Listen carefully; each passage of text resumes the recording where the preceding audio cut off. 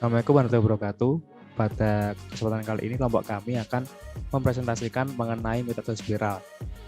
Untuk anggota kelompok 3 sendiri yaitu terdiri dari saya sendiri yaitu Andrian Aksono Putro, lalu ada Joseph Virus, Dan Akbar, Dufan Albertus, dan Rizky Abdi.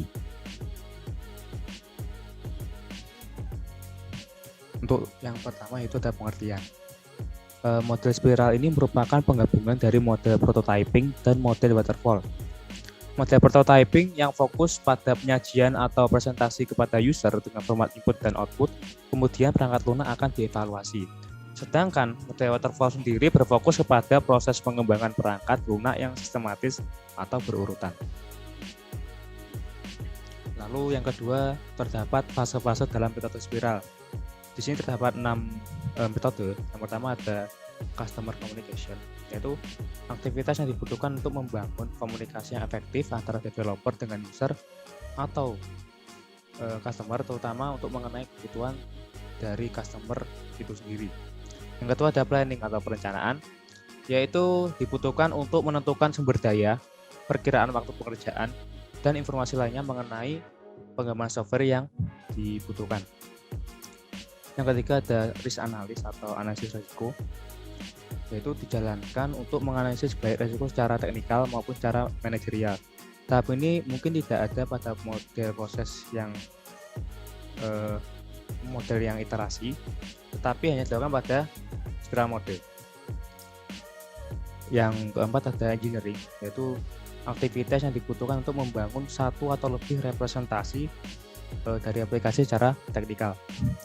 Yang kelima ada construction dan release, yaitu aktivitas yang dibutuhkan untuk mendevelop software, testing, instalasi, dan penyediaan user atau customer support seperti training penggunaan software, serta dokumentasi seperti buku manual penggunaan software. Yang terakhir ada customer evaluation, yaitu untuk mendapatkan feedback dari user atau customer berdasarkan evaluasi mereka selama representasi software pada tahap engineering maupun pada implementasi selama instalasi software pada tahap construction and release. Kelebihan metode spiral: yang pertama, lebih cocok untuk pengembangan sistem dan perangkat lunak skala besar. Yang kedua, manajemen dan analisis risiko cepat dan mudah. Yang ketiga, perkara biaya menjadi mudah karena pembuatan prototipe dilakukan dalam fragmen kecil. Yang keempat, pembangunan dan perubahan perangkat lunak yang terjadi dapat diselesaikan secara sistematis.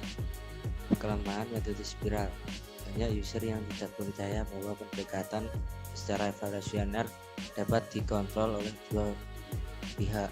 Metode spiral mempunyai risiko yang harus dipertimbangkan ulang oleh user dan developer, tidak cocok dan sulit diimplementasikan dalam proyek kecil, membutuhkan best practice atau pengalaman sebelumnya karena proses yang sangat kompleks. Yang keempat, memakan waktu yang cukup lama.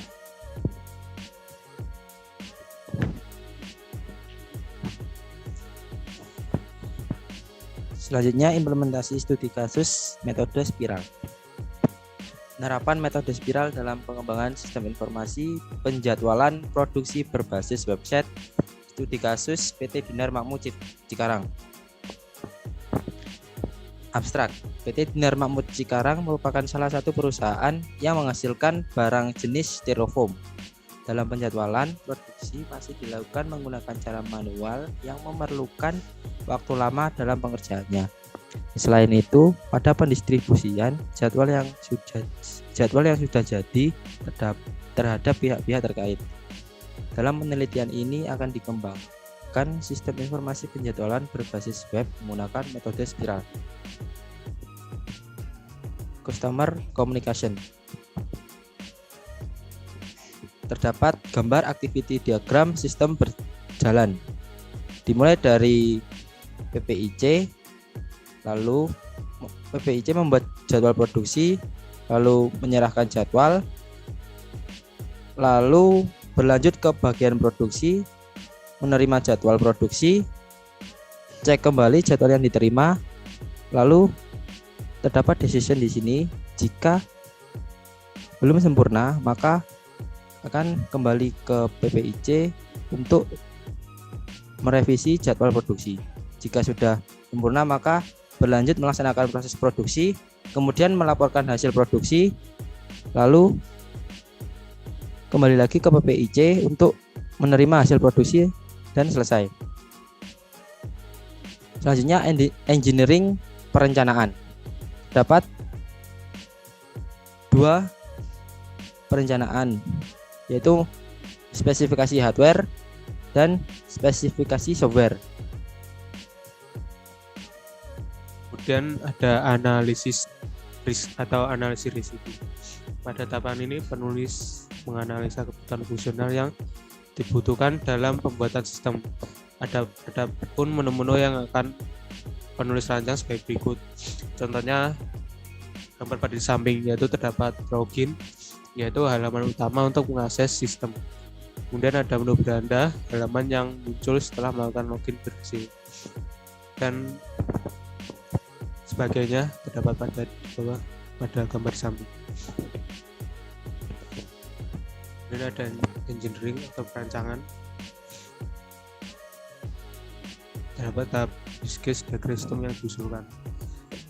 Berikut adalah rancangan yang diusulkan oleh penulis, dapat gambar di samping. Terdapat admin yang dapat mengakses login, kemudian dapat mengakses pengelola data mesin, mengakses pengelola data part number, pengelola data customer, membuat jadwal produksi. Kemudian ada user yang dapat mengakses mencetak jadwal produksi, memonitoring jadwal produksi. Kemudian ada rancangan menu utama. Terdapat 2 rancangan menu utama, yaitu rancangan menu utama admin dan rancangan menu utama user. Berikut ada contohnya di samping.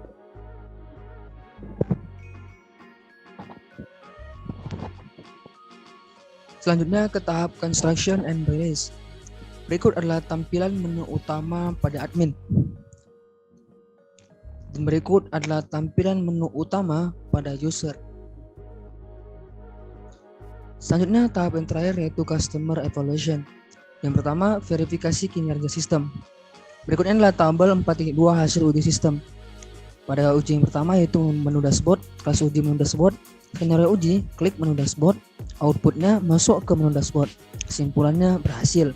Yang kedua contohnya adalah tombol data customer, kelas uji, lalu skenario uji, klik tombol 1 customer, klik menu tambah data customer, dengan outputnya menampilkan form data customer, dan untuk yang ini admin menambah data customer, dan kesimpulannya adalah berhasil. Selanjutnya, validasi pengguna sistem. Berikut ini adalah tabel 4.3 hasil perhitungan respon FGD. Berikut ini adalah pertanyaannya. Dan berikut ini adalah SS sangat tidak setuju, setuju, tidak setuju, dan sangat tidak setuju. Kesimpulan. Pertama, dengan adanya sistem penjadwalan produksi berbasis website dapat mempercepat kegiatan dalam produksi pendistribusian jadwal produksi. Yang kedua, memudahkan proses penyampaian informasi antar bagian PPIC dengan produksi pada PT Dinar Makmur Cikarang. Demikianlah hasil presentasi dari kami. Lebih kurangnya mohon maaf.